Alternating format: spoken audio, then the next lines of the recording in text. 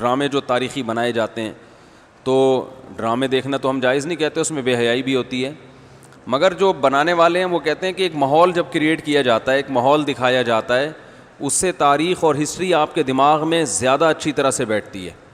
تو Tayyip Erdogan نے drama بنایا نا، ارطغرل، بڑا مشہور ڈرامہ چل رہا ہے، بہت دنیا دیکھ رہی ہے، تو میں ڈراموں کو جائز نہیں کہتا، لیکن جو لوگ فلمیں دیکھ رہے ہیں پہلے سے بے حیائی کے کاموں میں پڑے ہوئے ہیں اور غلط غلط چیزیں دیکھ رہے ہیں، تو ہم ان کو کم از کم یہ مشورہ دیتے ہیں کہ یار انڈین فلمیں دیکھنے سے بہتر ہے، یا جو آج کل وہ ڈرامے جو ہمارے فیملی سسٹم کو تباہ و برباد کر رہے ہیں، جب تم نے دیکھنا ہی ہے تو کم از کم ایک کم درجے پر آ جاؤ نا، اس کو دیکھ لو، تو اس سے تو پھر بھی بہتر ہے کہ کم از کم تمہیں ہسٹری تو پتہ چلے گی، کم از کم تمہیں یہ تو پتہ چلے گا مسلمانوں کی تاریخ کیا تھی۔ اور ایسے صرف دعاؤں سے کام نہیں بنا، انہوں نے بڑی بڑی قربانیاں دی ہیں۔ سلطان محمد فاتح نے بہت بڑی قربانی دے کے قسطنطینیہ فتح کیا تھا، دنیا کی سب سے بڑی توپ بنائی تھی اس نے، اور آج ہماری صرف باتیں توپ ہیں، باتیں ایسی کریں گے جیسے بہت بڑی توپ ہیں ہم، کوئی عمل ہمارے کیا ہیں؟ زیرو، نہ سائنس میں آگے، نہ ٹیکنالوجی میں آگے، نہ مذہب میں آگے۔ وہ ٹیکنالوجی کی دنیا میں بہت آگے تھے، سائنس کی دنیا میں بہت آگے تھے۔ سلطان محمد فاتح نے جب قسطنطینیہ کو فتح کرنے کا ارادہ کیا، استنبول کو، نبی کی پیشگوئی تھی کہ میری امت میں جو طبقہ استنبول جو فتح کرے گا نا وہ جنتی ہے، تو صحابہ کے دور سے کوششیں ہو رہی تھیں، اور استنبول میں 1000 سال سے خلافت قائم تھی عیسائیوں کی، اور اسے کوئی فتح کر نہیں سکتا تھا۔ ابو ایوب انصاری رضی اللہ تعالیٰ عنہ گئے، وہ نہیں فتح کر سکے، ان کی قبر وہیں بنی، بڑے حملے ہوتے رہے، اتنی چوڑی دیوار میں نے خود دیکھی ہے، اس کی میں نے ویڈیو بھی بنائی تھی، اور اتنی لمبی دیوار شہر کے گرد کہ اس کو ناممکن اسباب کی دنیا میں، ایئر اٹیک تو ہوتے نہیں تھے نا اس زمانے میں، جانا تو پیدل فوج نہیں تھا، جائے گی کہاں سے بھائی، چڑھے گی کیسے اس پہ؟ سیڑھیاں لگا کے جو چڑھتے تو اوپر انہوں نے گرم تیل گرم ہوتا تھا، اس کے دیگ رکھے ہوئے ہوتے تھے، تو وہ دیگ الٹتے تھے تیل ڈال کے، کوئی چڑھ نہیں سکتا تھا، بہت زبردست ڈیفنس تھا، کوئی میلی آنکھ اٹھا کے دیکھ نہیں سکتا تھا، اور جتنی لڑائیاں ہوئی سب ناکام ہوئی تھیں۔ سلطان محمد فاتح نے کہا بھائی نبی نے خوشخبری دی ہے، ہم فتح کر کے چھوڑے گا۔ پھر وہ مشہور واقعہ ہے، اس نے کیا کیا کہ خشکی میں کشتیاں چلا دیں، سارے جانور راتوں رات ذبح کیے، ان کی چربی پگھلا کے پتھروں پہ بچھائی گئی ہے، اس پہ سمندری جہاز بٹھا کے، وہاں میں جب ترکی میں گیا ہوں تو اب دیکھو یہ چیز کتابوں میں بھی بتائی جا سکتی تھی نا، لیکن وہاں طیب اردگان نے کیا کیا ہے، میوزیم بنائے ہیں، ان میں یہ پورا منظر دکھایا جاتا ہے۔ خدا کی قسم ایسا ایمان بڑھتا ہے کہ چیخیں مارنے کا دل کرتا ہے، ایسی جو علماء بھی گئے ہیں نا، بنوری ٹاؤن کے ایک شیخ الحدیث گئے تھے، وہ کسی نے بتایا وہ رو رہے تھے چیخیں مار مار کے، جو جاتا ہے یہ منظر ہوتا ہے، وہ جب دکھاتے ہیں نا اپنی آنکھوں سے، بھائی کیا منظر، اور کیسے وہ کشتیوں کو راتوں رات خشکی پہ لے کے چلے ہیں، اور خشکی پہ لے جا کے پیچھے سمندر میں اتارا، اور سامنے سے بھی اٹیک اور پیچھے سے بھی اٹیک۔ انگریزوں نے لکھا ہے، گوروں نے ہسٹری میں، کہ یہ اسباب کی دنیا میں ممکن نہیں ہے، بہت بڑا کارنامہ انہوں نے سر انجام دی، اور راتوں رات۔ تو یہ ہماری تاریخ تھی جس کی وجہ سے ہمیں عروج ملا تھا۔ آج ہم صرف پیڑے کھا رہے ہیں، باتیں ٹھوک رہے ہیں بیٹھ کے، صحیح ہے نا؟ بزرگوں پہ طنز، علماء پہ اعتراضات، ایک دوسرے پہ کیچڑ اچھالنا، فرقہ پرستی، ان چیزوں میں ٹائم ضائع ہو رہا ہے، اور کوئی موٹیویٹ کرنے والا نہیں ہے، کوئی تعمیری کام کرنے والے لوگ بہت تھوڑے رہ گئے ہیں، اور ٹیکنالوجی کی طرف تو توجہ ہی نہیں ہے۔ یونیورسٹی میں جو لڑکا مذہب پہ چلتا ہے، سب کی بات نہیں کر رہا، ایجوکیشن میں سب سے پیچھے وہی ہوتا ہے، عام طور پہ اسی کی شکایتیں آ رہی ہوتی ہیں، یہ چونکہ نمازی ہے لہذا نمبر سب سے کم اس کے آتے ہیں۔ نمازی کے نمبر تو زیادہ آنے چاہیے بھائی، جو تبلیغ میں وقت لگاتا ہے اس کو تو ایجوکیشن میں زیادہ آگے ہونا چاہیے، یہ تو ہمارے مذہب کا حصہ ہے۔ صحابہ کرام نے جو ملکوں کے ملک فتح کیے، اور جو ہمارے تاریخ میں فاتحین ملتے ہیں، سب سے پہلا بحری بیڑا حضرت معاویہ نے بنایا ہے۔ سمندر پہ سب سے بڑی فوج جو اس وقت اتاری ہے وہ کس نے اتاری ہے؟ حضرت معاویہ رضی اللہ تعالیٰ عنہ نے، اور نبی نے پیشگوئیاں سنا دی تھی پہلے کہ سمندر کی لڑائی ہوگی، اس میں جو شہید ہوگا اسے میں جنت کی خوشخبری دیتا ہوں، اور آپ صلی اللہ علیہ وسلم نے سمندر میں شہید ہونے والے کو زیادہ بڑا شہادت کا درجہ عطا فرمایا۔ میں نے تو سمندری لڑائی کے فضائل پر احادیث جمع کی تھیں. ایک میرا بیان ٹوٹلی اسی پر ہوا تھا کہ سمندری لڑائی کتنی اہم ہے. نبی کو معلوم تھا میری امت سمندروں پہ بھی چلے گی.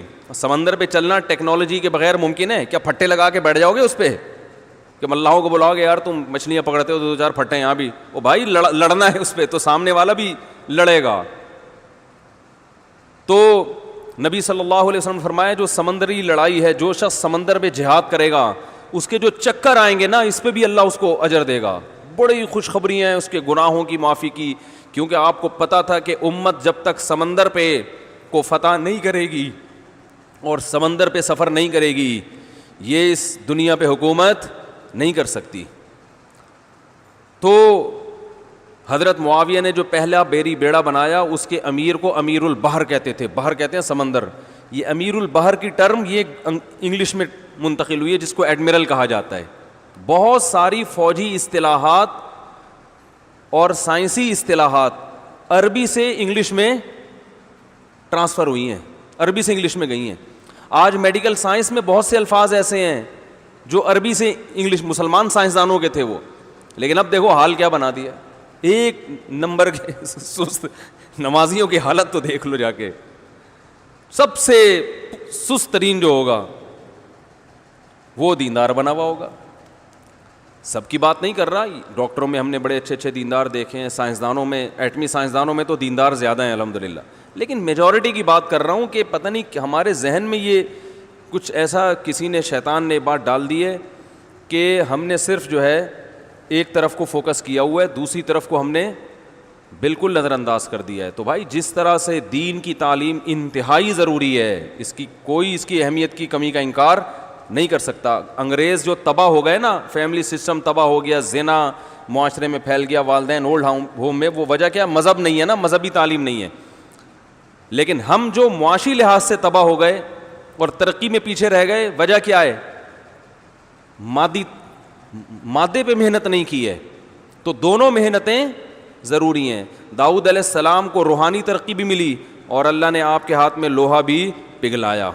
کیوں پگھلایا؟ تاکہ لڑیں, کیونکہ صرف نمازوں سے لڑائی ممکن نہیں ہے. ذکر کرتے تھے نا داؤد علیہ السلام, چاروں طرف سے پرندے جمع ہو جاتے تھے, ایسی خوبصورت آواز میں تلاوت کرتے تھے, ذکر کرتے تھے. وَالطَّيْرَ مَحْشُورَةً كُلٌّ لَهُ أَوَّابٌ, قرآن کہہ رہے پرندے, اور یا جبالُ أَوِّبِي مَعَهُ وَالطَّيْرُ, جب اللہ کا ذکر کر رہے ہیں پہاڑوں سے بھی لا الہ الا اللہ کی آوازیں آتی. یہ ذکر تھا, لڑنے کے لیے یہ نہیں ہے کہ اے داؤد ہم نے آپ کو ذکر بھی دیا اور آپ جو ہے روزے بھی رکھتے ہیں اور تہجد بھی پڑھتے ہیں, لہذا اب آپ کو تو اسلحہ بنانے کی ضرورت نہیں ہے, ویسے ہی فتح ہو جائے گی ایمان کی طاقت سے. نا نا نا نا نا, زرہیں بناؤ, قدر فی السرد, صحیح ہے نا, کڑیاں بناؤ, فوج تیار کرو, لڑائی کے لیے اصول بولتے کیوں نہیں بھائی, کچھ اور ہیں. تو دونوں چیزیں نہیں ہیں. داؤد علیہ السلام, سلیمان علیہ السلام کے گھوڑے بھی تو تھے, انہیں کیا ضرورت تھی گھوڑوں کی بھائی؟ کہتے میں اللہ کا اتنا عبادت گزار ہوں, میں اسباب اور وسائل کیوں, میں مصلی بچھاؤں گا, دعا مانگوں گا, ملک فتح ہو جائے گا. او بھائی گھوڑے رکھے ہوئے ہیں, صحیح ہے نا, ان کو پیار کرتے تھے گھوڑوں کو, کیونکہ اس زمانے میں گھوڑا اور ٹینک برابر تھے, بلکہ ہوائی جہاز تھا گھوڑا اس زمانے میں, تو جنگیں گھوڑوں کے بغیر نہیں ہوتی تھی, گھوڑے تیار کیے ہوئے ہیں. تو لڑے ہیں وہ لوگ اور اسباب اور وسائل اختیار کیے ہیں. آج ہم پیڑے کھانے والی باتیں کرتے ہیں اور پیڑے کھا رہے ہیں بیٹھ کے, اور سمجھتے ہیں کہ بس یہ قرآن خوانیوں سے اور آیت کریمہ سے مسائل کیا ہو جائیں گے حل. تو یہ بھی ضروری ہے بھائی, وہ بھی ضروری ہے. تو میں بتا رہا تھا کہ وہ جو ڈرامے کی بات کر رہا تھا, تو ماحول بنانا پڑتا ہے نا. تو طیب اردگان نے کیا کیا کہ کیونکہ جو لبرل لوگ ہیں وہ ایسے ڈرامے, ایسی فلمیں بنا کے نا نوجوان نسل کا دماغ خراب کر دیا انہوں نے. اتنا دیکھو, اب محمد بن قاسم کو بھی لوگوں نے ڈاکو کہنا شروع کر دیا ہے, معاذ اللہ. وہ شخص جو سندھ میں اسلام لانے کا ذریعہ بنا, اگر وہ ڈاکو تھا تو اس سندھ میں اسلام کون لے کر آیا؟ انگریز کہے گا تمہارے تو اسلام, جو بر صغیر میں اسلام آیا ہے سندھ کے راستے سے, سندھ کو تبھی باب الاسلام کہا جاتا ہے نا. بر صغیر میں اسلام کہاں سے آیا ہے؟ سندھ کے راستے سے. پھر پورے انڈیا میں بھی پھیل گیا اور بنگلہ دیش, برما, کہاں کہاں تک پھیلا ہے. تو انٹری جو ہوئی ہے محمد بن قاسم کے ذریعے ہوئی ہے. پروپیگنڈا دیکھو, وہ بھی چور, وہ بھی معاذ اللہ وہ بھی ڈاکو, محمود غزنوی بھی ڈاکو. وجہ کیا ہے؟ جس کے ہاتھ میں میڈیا ہوگا نا چلے گی اور سنی اسی کی جائے گی, آپ جو کچھ بنا کے پیش کر دیں. تو طیب اردگان نے کہا بھائی ان کو انہی کی زبان میں جواب دینا ہے, ناول لوگ نہیں پڑھتے, رسالہ نہیں پڑھتے لوگ. تو نوجوان طبقہ فلمیں ڈرامے دیکھتا ہے, تو اس نے کہا ڈرامہ بناؤں گا, اور ایسا بنا کے دکھایا کہ آج رپورٹیں یہ آ رہی ہیں بہت سے غیر مسلم مسلمان ہو چکے ہیں. تو میں عام لوگوں کو وہ ڈرامہ دیکھنے کا مشورہ نہیں دیتا, اس میں عورتیں بھی ہیں اور کچھ کہا جاتا ہے, میں نے نہیں دیکھا وہ ڈرامہ, بے حیائی کے مناظر بھی ہیں, لیکن میں ان لوگوں کو جو غلط چیزیں دیکھ رہے ہیں ان سے کہتا ہوں یار کچھ دیکھنا ہی ہے تو پھر ادھر دیکھ لو, جو نہیں دیکھ رہے وہ کچھ بھی نہ دیکھیں, وہ پھر اس کے بعد پھر آگے بھی جائیں گے, وہ یہ دیکھ کے پھر وہ ان کو شوق پیدا ہوگا ذرا فلمیں بھی دیکھیں.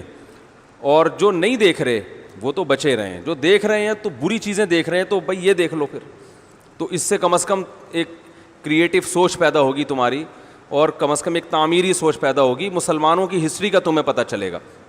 تو اردگان کی سوچ چونکہ یہ تھی اس لیے اس نے وہ کر دیا, اور اس سے بہت لوگ پریشان ہیں اس ڈرامے سے. یعنی اس سے جو اسلام دشمن قوتیں پوری دنیا میں پابندی لگانے کی کوشش میں لگی ہوئی ہیں. ابن تیمیہ رحمہ اللہ کا قول ہے نا, تمہیں باطل کی پہچان نہ ہو نا کہ حق کیا ہے اور باطل کیا ہے, تو دیکھ لو باطل کے تیروں کا رخ کس طرف ہے. سارے باطل جس کے پیچھے پڑے ہوئے ہو نا, سمجھ لو یہ کیا ہے, حق ہے, تو ان کو پتہ ہے اس کا اثر کیا پڑ رہا ہے. تو ماحول جو کریٹ کیا جاتا ہے, ماحول ایک قائم کیا جاتا ہے, اس سے جو لیسن ملتا ہے وہ ویسے زبانی سمجھانے سے نہیں ملتا.